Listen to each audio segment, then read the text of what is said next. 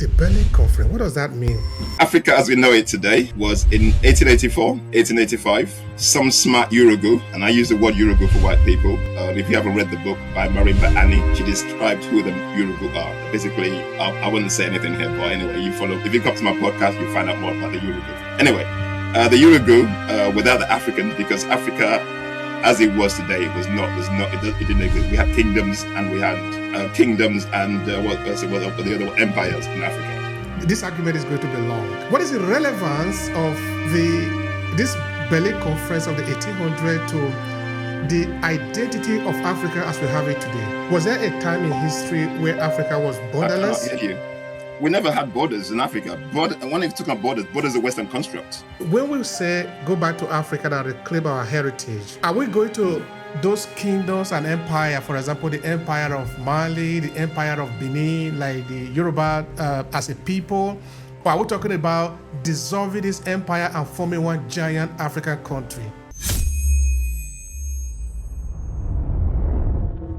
Start by telling us a bit about yourself. That is where we need to start from. Okay, my name is Oladele Dosunmu. I'm Nigerian. I wouldn't even call myself a Nigerian. I'm an African first and foremost, because for me, Nigeria is just a Berlin Conference enclave, so I don't recognize myself within those borders. So I'm African. I call myself a catalyst, a thought provoker, critical analyst.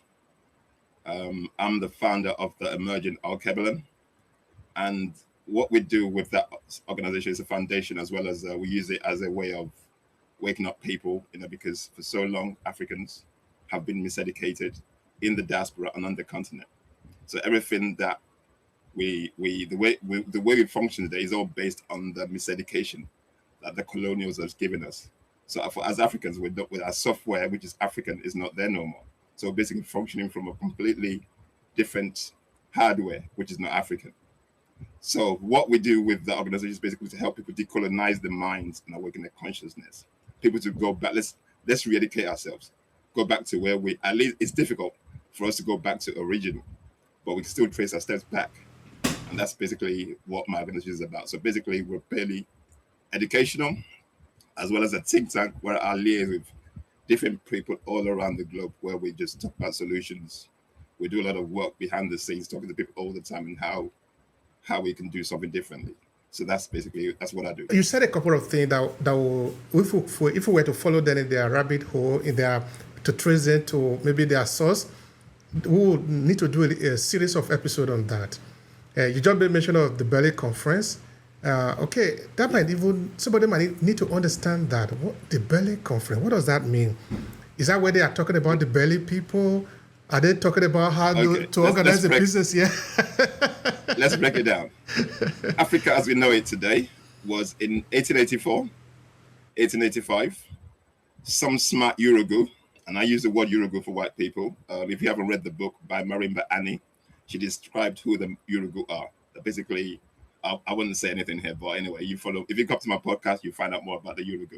Anyway, the Yoruba without the Africans, because Africa, as it was today, it didn't exist. We had kingdoms and we had the other empires in Africa. So it wasn't the way it is today. So they came, obviously, the West, they had nothing. They basically killed themselves. They had nothing. So they went scavenging all across the world. And that's how they came across Africa today. And in their smart moves, as they always do, which I can never trust them for nothing, they saw these resources and they're thinking, how can we divide this amongst ourselves? So you had the Belgians, the French, the English, who else? French, yeah, also. There's another one. The Portuguese. Okay.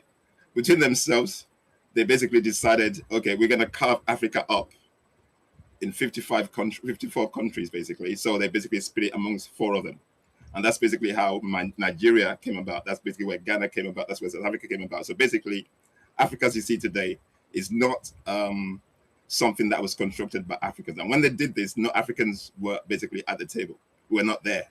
So the construct of Africa today and the 50 entities that you see today is basically the Urugu that basically did it. So for me personally, that's why I don't recognize the enclaves, because for me, Once they did that, once they created those 54 enclaves, what it caused is a division amongst Africans. Basically, it caused a division. And that division is what you see in the world today. Because now you see you're Nigerian, you're Ghanaian, whatever. Whereas in the past, we never dealt with ourselves in 54 entities. We dealt with ourselves through being empires and kingdoms. And we moved around freely and traded amongst ourselves. Now you have the borders, which basically is dividing the whole of Africa today. And basically people are holding on to that. And I try to take myself away from that. I do not see myself as a Nigerian. I see myself as an African first. And that's basically, so in a nutshell, that's basically why I rebuttal in terms of the enclaves that we follow today. This argument is going to be long. So, of course, we might need to come back to it again. Why it is going to be long and why it is important for us, the diaspora, and of course also those in Africa, is that it might appear that they did this one in the 1800s, but that is also how we identify ourselves today, because we have not dismantled that. We still identify ourselves today based on the construct of the 1800s. What is the relevance of this Berlin Conference of the 1800s to the identity of Africa as we have it today? We become tribalistic. Basically everything we do is basically based on those divisions. And now, instead of look at what's going on in South Africa today. Okay, this is basically part of the border that they've drawn, where Africans are telling Africans that you're an alien in another African country. During the times of our ancestors, these borders were there. We had the demarcations, but everybody knew where they belonged, because obviously because of language, because of the culture, everybody understood where they belonged. It's like you look at Kenya, Tanzania, and Uganda. You have the Maasai in 3 different countries. Makes no sense. Basically, when you have 3 different tribes in 3 different countries, that's basically the partitions that they put in place. Basically, which divided the same, a husband, a mother and father for different, and it's very run today. Because that's basically the divisions. We as Africans are now holding on to those divisions.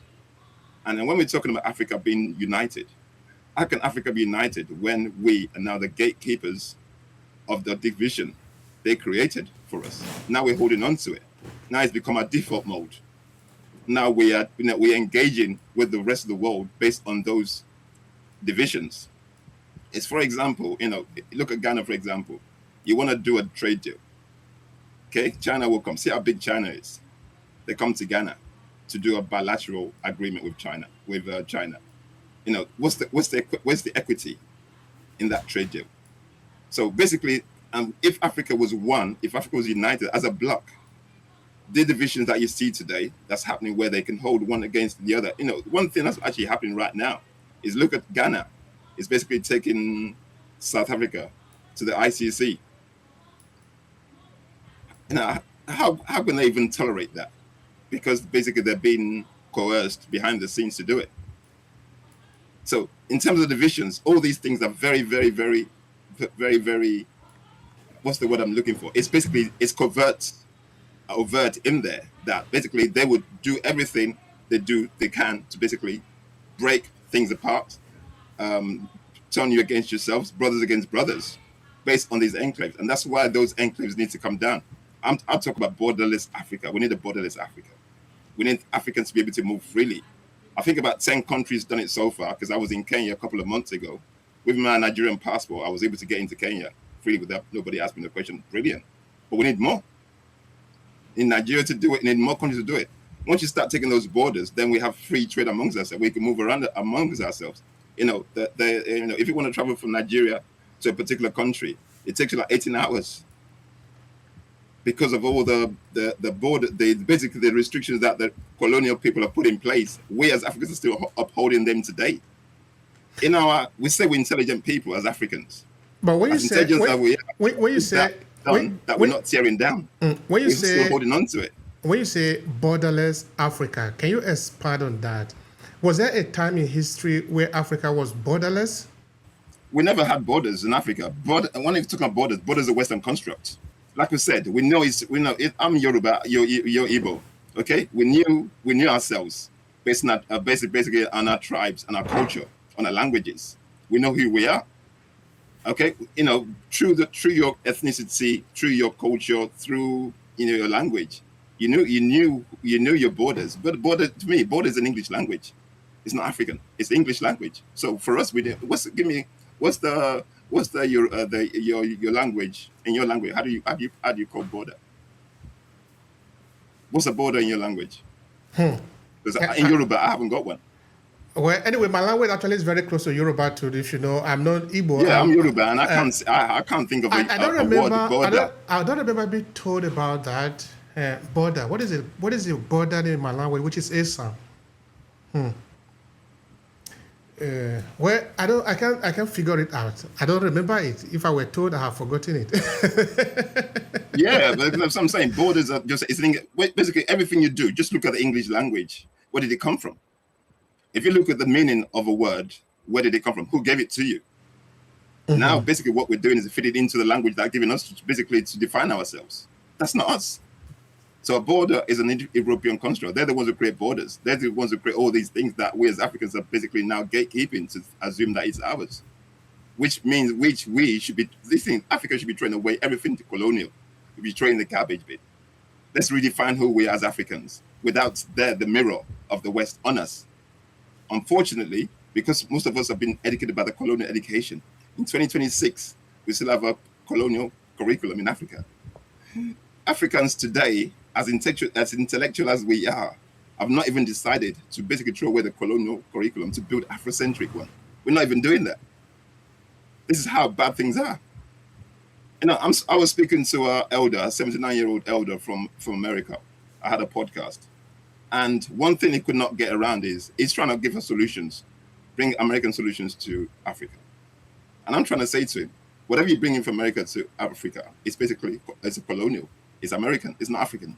What Africa needs is African solutions, which are there. What you need to do is come away from the colonial tentacles that you have. Come back to Africa. Come and learn what they're doing. And let's have them build what they have to build Africa that we want.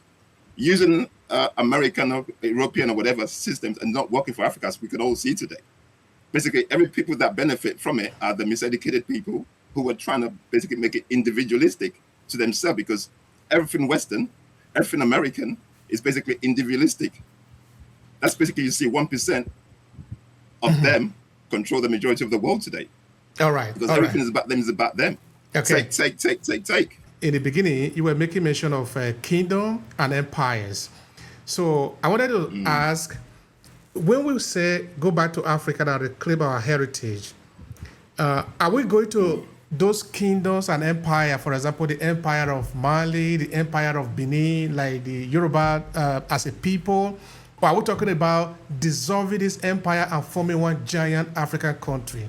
That's a good question. That's something I have not thought about. Obviously, we can't go back to those empires because basically they're gone. Even before the Europeans came, those empires were basically not there no more. But one thing I know is Africa needs to find a way to recalibrate itself. I don't know, in terms of geopolitical, I'm looking at the Maasai people, for example. People can go through based on, I don't know the answer to that, but it's something that we Africans to think about. One thing I'm saying is whatever we're doing right now is not ours, it's not us. I think it's about time we think as Africans, why don't we just have a symposium where we can all actually deliberate and talk about these things? Because we're not even talking about these things. Because we're talking about borderless Africa. Even despite the fact that we have the borders, okay, fine. But I'm not saying Nigeria's not there no more. But let's just break the barriers in terms of the trade, in terms of movements, in terms of everything that's there. Let's get rid of that. Let's strip it bare. We can hold on to the enclaves, but at least make it more open. That's what I think. But it's a conversation that you're in this space, I'm in this space. Maybe it's the conversation that we need to start having. Because we're too busy holding on to the colonial borders that we're not even thinking about how we can do differently. And this is basically what I do. I call myself a catalyst. Think. Don't hold yourself down to what they gave to you. Who are you? That's interesting. I remember, for example, a couple of years ago now, because years ago I was interviewing one professor of development at Ibadan University. His name is Professor Adesina. So I was asking him to, of course, series of questions, because we do hard questions here about Nigeria, about Africa. How do we recover ourselves? Because we are in a mess. Some people will call it a quagmire. It's very confusing where we are as a people, no?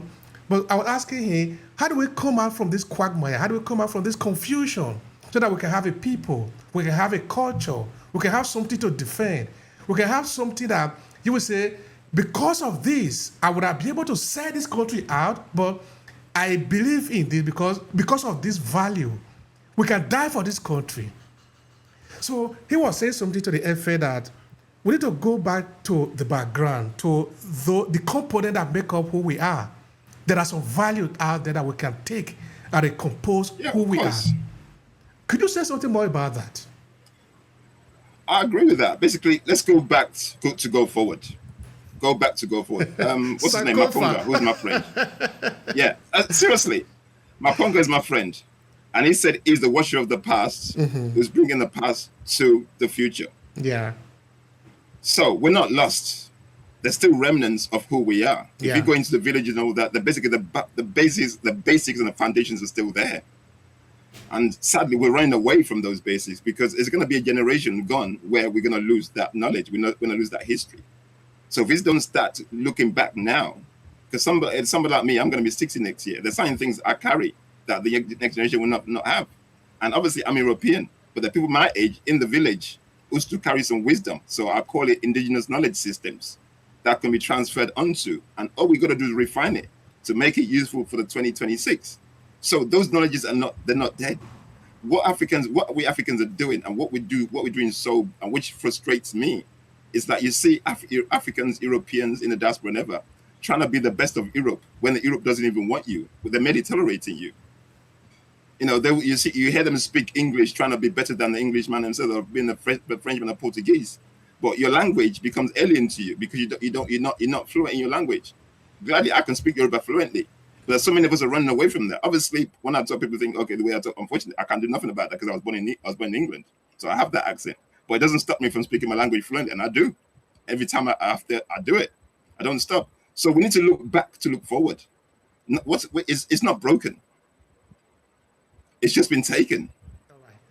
So Africans need to go back. And basically, once you get back to your language, your identity, who you are, it basically brings you the confidence. You know, nobody can see me. And one thing I've done, Obehi, is I've decided everywhere you go, you're going to see me in my traditional wear. I don't wear English. Even if I live in England, when I go to occasions, I'm always wearing my traditional wear. In Nigeria, they know me for that. I wear my traditional wear. Why would I wear a shirt and tie? I'm not English. My forefathers had these things that, that's your identity. Be proud of it. Why are you wearing it? It frustrates me, and I say this. How can you in Africa today wear a shirt and tie and go to office? Who told you He told you that is the way you should dress, the white man. And you are now refining it, making it sound like it's you. You look so stupid, but people don't realize how stupid they look. Because in the hot weather, you have a wet shirt and tie. In the hot weather, in a hot climate. Whereas all you need is free flowing. Fashion in Africa is so brilliant today. Our fashion is probably one of the best in the world today. We can easily adapt fashion for to wear to office that we can actually build for ourselves. But I call ourselves gatekeepers. We're so fixated in anything Western that we can't even think beyond our noses to see that we actually look stupid and trying to be like people who they hate you. I mean, I can feel your energy. Like I can see the passion. We really need it. We really need it to be able to help ourselves because we're in a very perilous time, to put it like that. No? Okay, now before we started this conversation, I told you that I want us to look at how do we take the value that we have and translate it into where we live today. Let me give you an instance. There is a professor friend of mine of Yoruba extraction, of course. He lives in the UK. We have done a lot of episodes. Because he's somebody that believes so much in African tradition, African spiritual belief system, he talks a lot about the Ifa theology. Then I was telling him, and of course we're working on it right now, that we need to help people to understand that Ifa theology or Ifa practices or Ifa belief system is not only something of the past. It's something that you can use today, even if you're in London. It's us. my name is Dosunmu. Please explain that.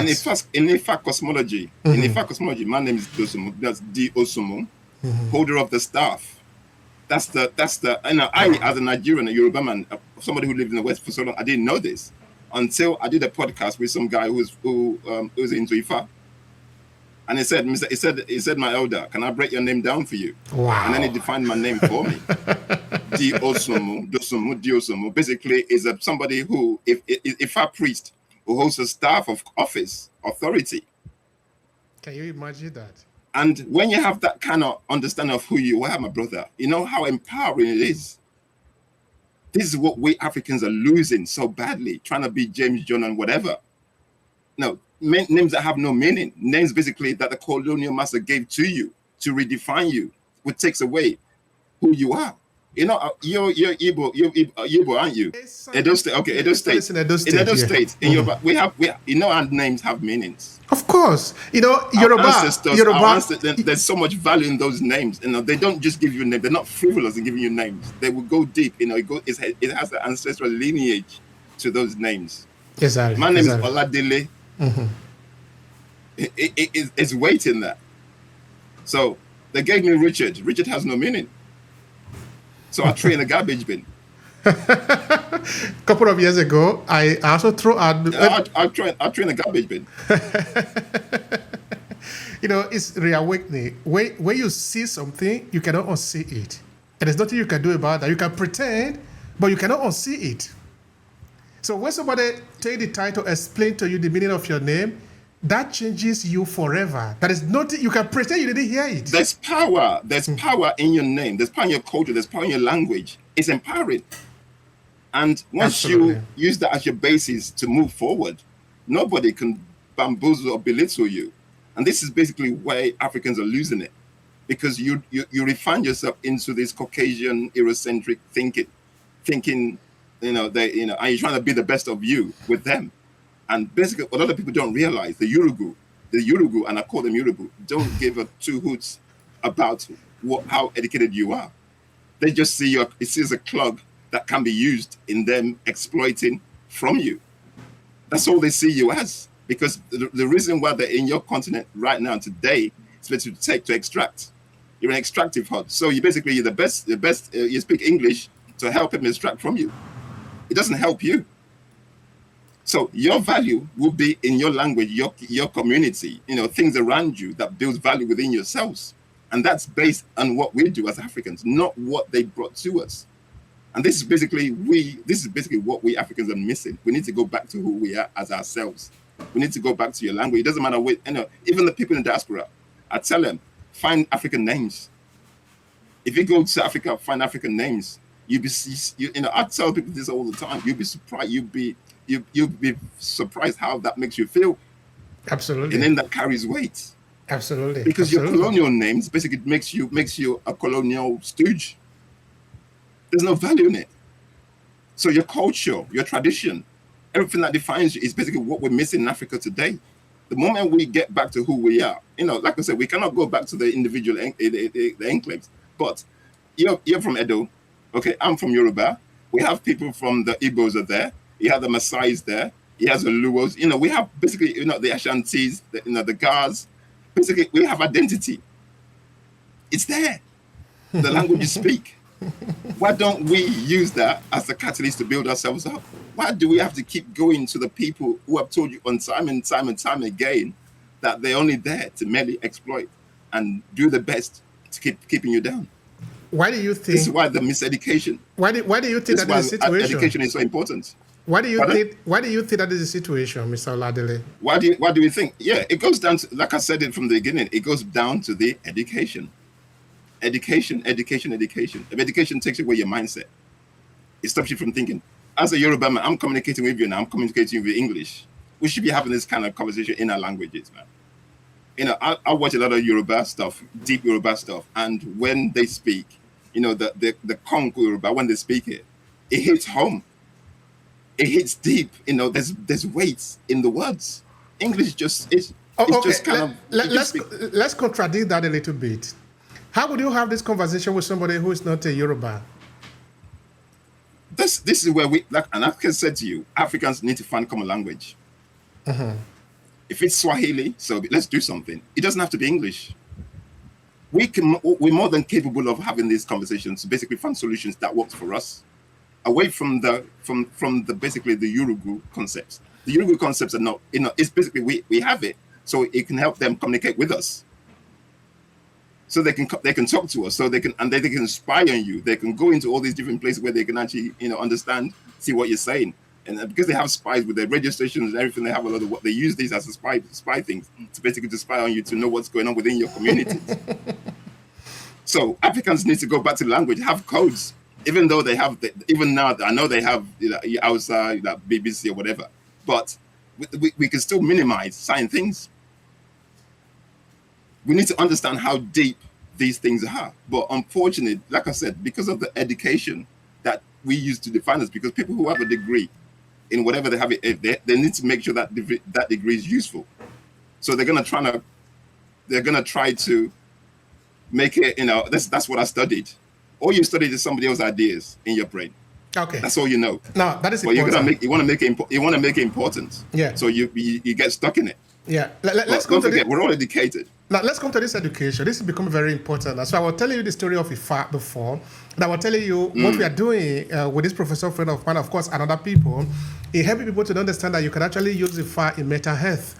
Because now you can use Ifa to understand your identity. If you know who you are, you will never climb 10-story building and jump down, because you are doing that because you are confused.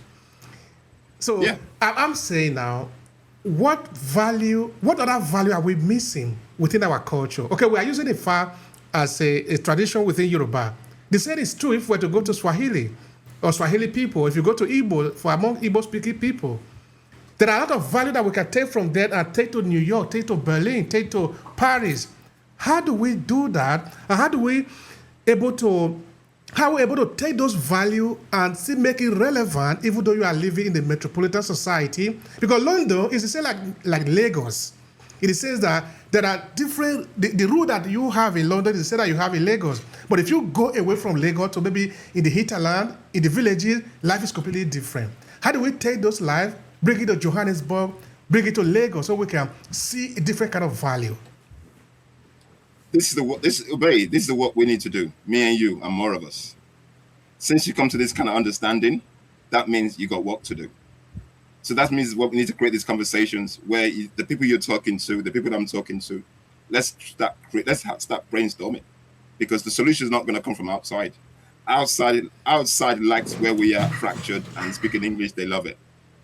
But we, as Africans who are passionate about redefining and bringing back Africa, we need to start doing the work. This is basically what we need to start doing within ourselves. Okay, how do we create value in terms of what we have?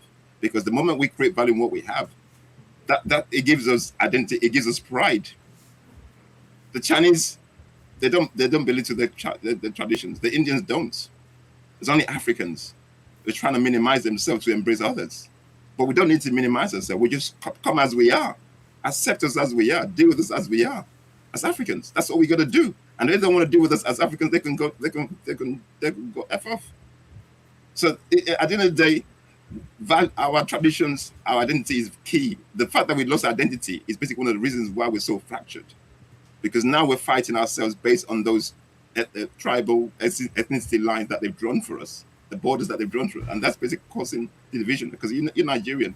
Omoibo, there was Yoruba would say Omoibo, that would say Yoruba man. That's the division is so bad based on the fracture, on the division that they've created, that we're fighting ourselves within. So when you're fighting yourself within Nigeria, how can you even think about Pan-Africanism? It's difficult. It's we are the people in diaspora right now. We're the ones who are thinking about all these things. Because of our cousins in the diaspora, because they're Sankofa, they want to go home, they want their identity.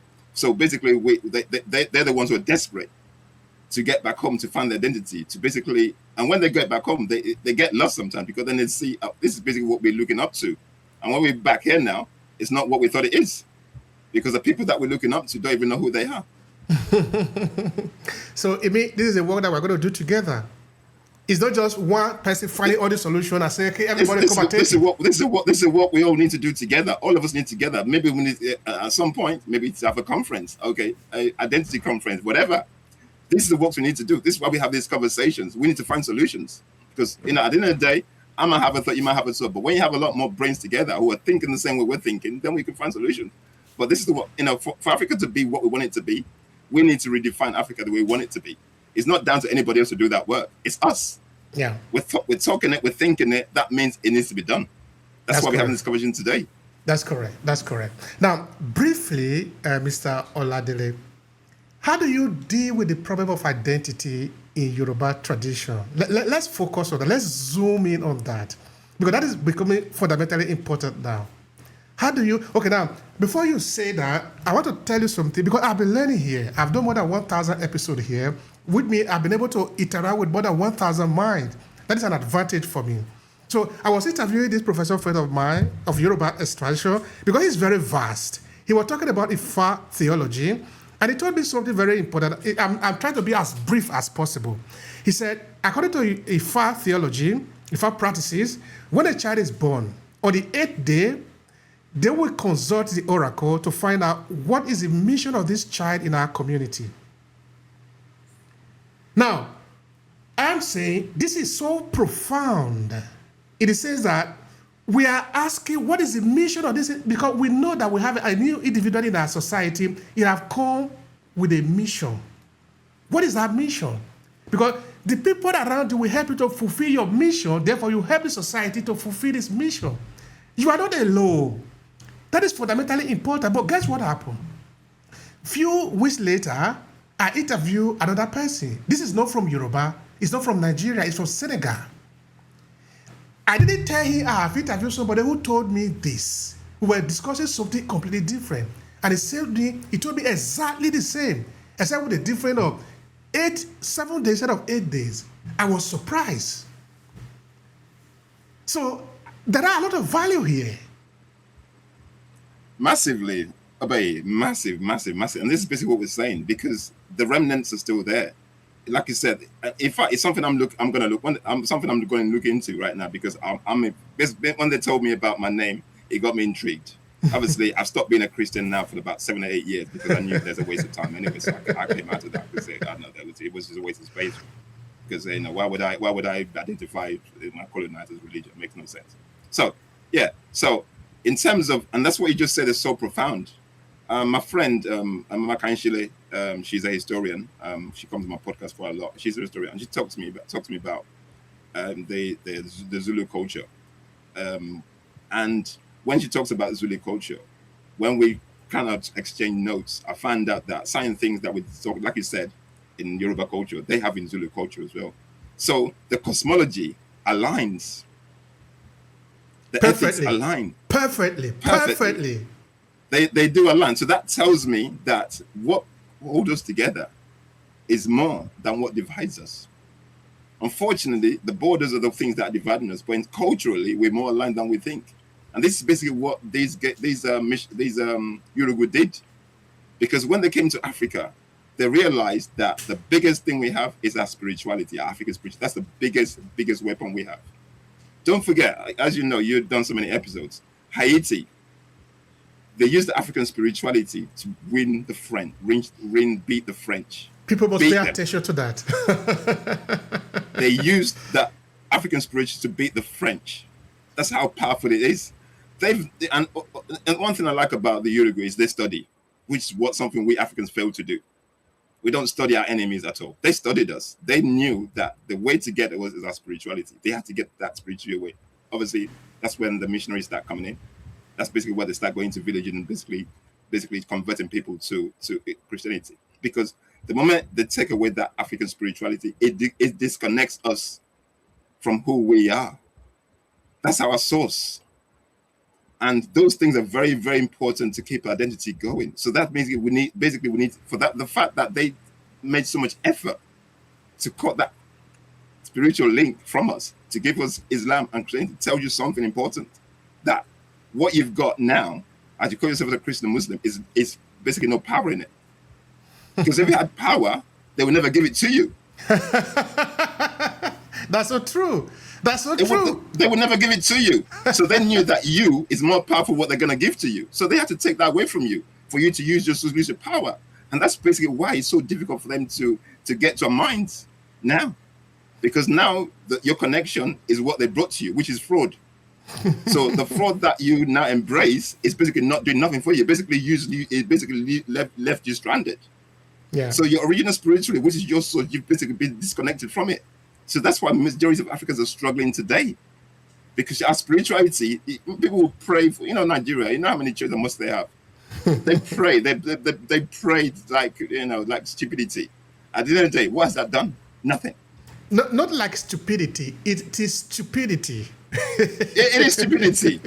It's done nothing.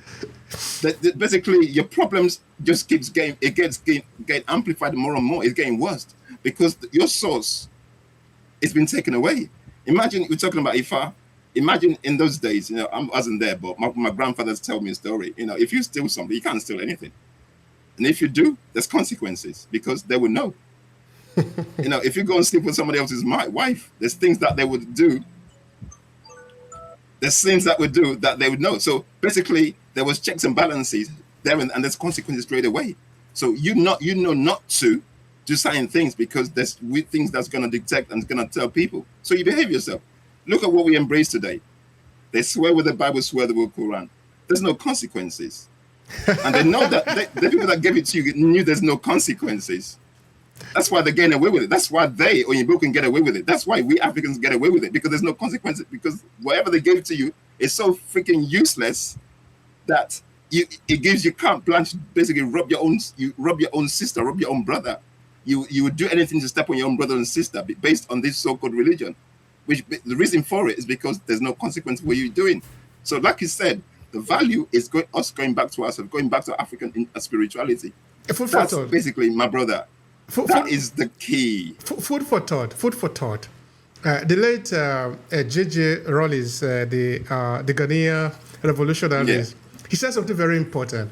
He said, to keep corruption out of Ghana, we need to take this Ghanaian politician to the shrine to swear. Yeah. Instead of taking them to swear with the Bible and the Quran, where they are swearing there, they should take them to the shrine. Let them swear in the shrine. None of them will be corrupt.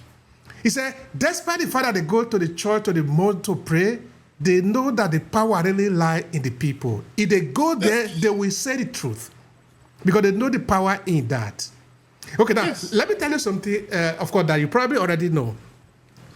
I grew up in the village, so this helps me to also know a bit about myself. So my grandmother would tell me that, of course, I saw this too. When they were much younger, if they go to the forest, they go to the farm, there is a part they will go to, maybe because it's very far away from the home. Maybe there is a water source in that area. Somebody will go there to fetch water and they will leave it there. The person is not going to drink it. He leaves it there for somebody that is going to be stranded and in the water. A stranger that is passing and see water, he will drink. And he will leave a kind of offering, whatever it is there. I'm not even going to enter into the nitty-gritty of that. But let me ask a simple question to our viewer. If you see water like that on the road today, 2025, 2026, would you drink? Of course you will not, because you will think that somebody has put the poison there. Because like Chinua Achebe did said, that thing that was holding us together, they have put a knife in it. We are falling apart. We don't trust each other anymore. If I give you food to eat, you think that I'm going to poison you. Because that is what we live in today. We bring our politicians, we say, swear, we give them the Bible. They know that it is a lie, like you're saying. It's all fraud. It's fraudster. Because if the Bible was true, the European would never give it to us. Because if it was true that the guy just swearing by Quran, that in the name of Allah, that you are going to do justice, you will do justice because you respect Allah. But they don't respect Allah. They don't respect Jesus. They are frauds. They just use this one to deceive the people. Yeah. Unfortunately, and this is Obehi, and this is basically why we do what we do. Because for me, what I do is basically to educate people, to inform people. And you know what? Don't take what I'm saying for what it is. Basically, use your own brain. Your creator has given you a brain to think about everything. The thing is that if you think about things critically, you ask questions. And when you ask questions, you find answers. The fact that we're so comfortable in the lies, in the illusion, and we just don't want to be uncomfortable. That's basically one of the biggest things facing Africans. We don't want to be uncomfortable. Even the fact that we're so uncomfortable, we're so impoverished, we're in poverty, pro max. Despite that, we still don't want to be uncomfortable on the fact that we're so down. When you start asking those questions, you'll be surprised at what you learn. This is basically how I started. I left church for a reason, because I was asking questions. I was asking questions. My wife was asking questions. And when we both asking questions, guess what?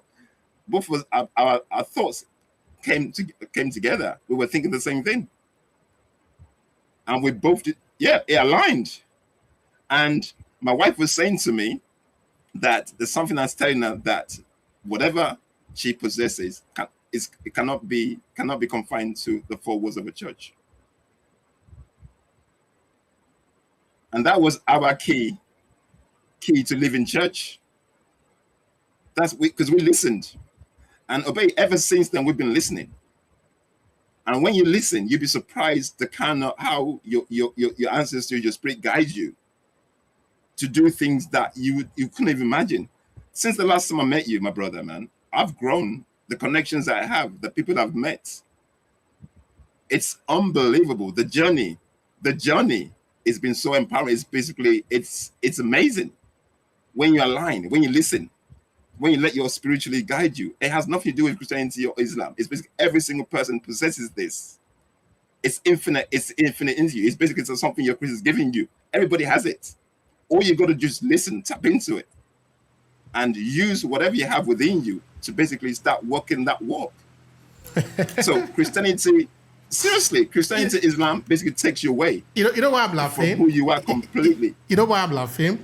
Because every spiritual person, every person of traditional spiritual belief that I've interviewed here, always tell you to look inward.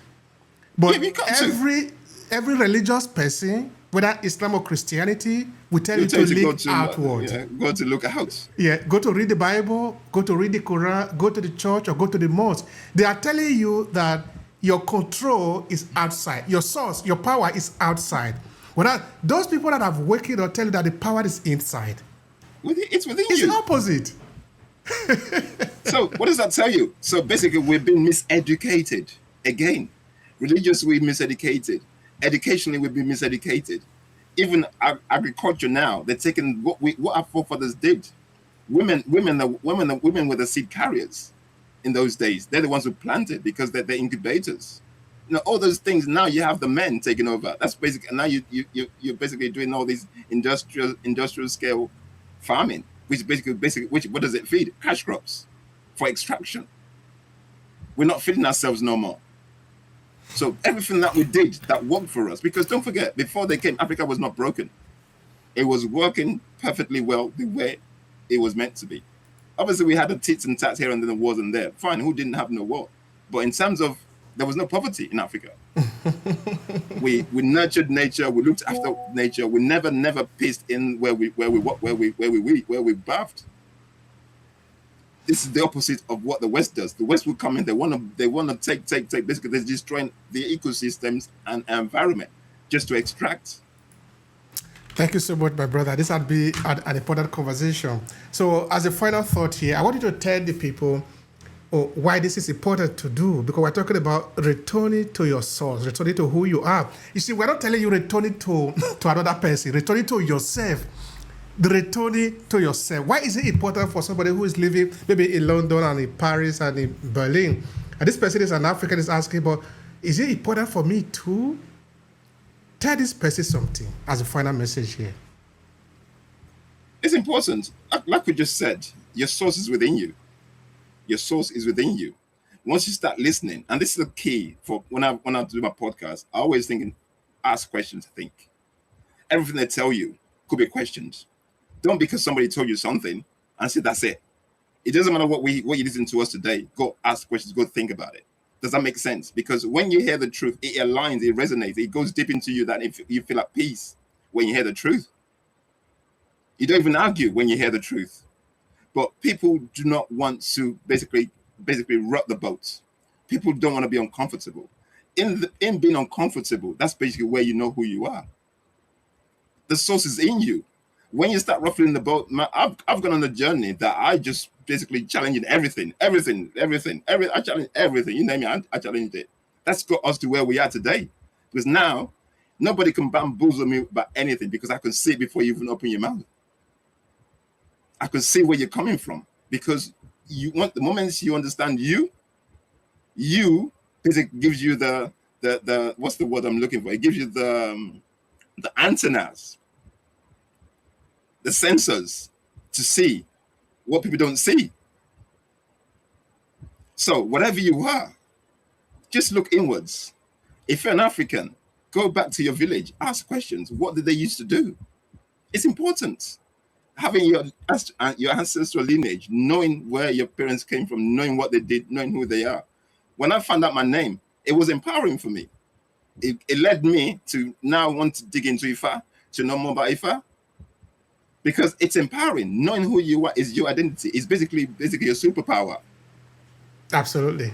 So thank you so much, Mr. Oladele. It's been a pleasure talking to you, learning from you, and understanding also your journey. It's empowering also for the people that are listening to you, because now that you discover the value that you are carrying, now they too can find out about this. And that is the purpose of the storytelling. We tell our story not just because we want to self-aggrandize ourselves, it's because we are sharing our journey, hoping that somebody who learned from us can also embark on their own journey. Just like you have discovered yourself, they too will discover themselves. That is the mission. Because we all need each other. It is not just by me and for me and all for me alone. We all need each other. So thank you so much, brother. It's been a pleasure here. Yeah, that's why you're doing what you're doing. You're having a conversation with me. We know where we are. We learn from each other. And as you do your podcast, just like I do, I'll learn as well. When I invite guests, I'm learning. I'm there to be there to learn. The reason why I do what I do is for me to learn more, to gain more knowledge. I'm not just informing people, but I'm learning as well. So the more we reach out to people who you think aligned, because not everybody aligns to your thinking, seek people who align to your thinking, ask questions. It's very important. Have the circle that challenges you, people that are going to challenge your thinking. If you're too comfortable where you are, you've got no challenges, and you're the best in that circle, and you can bamboozle people, then I'm sorry, you're not learning. Thank you so much. I appreciate it. Thank you very much, my brother.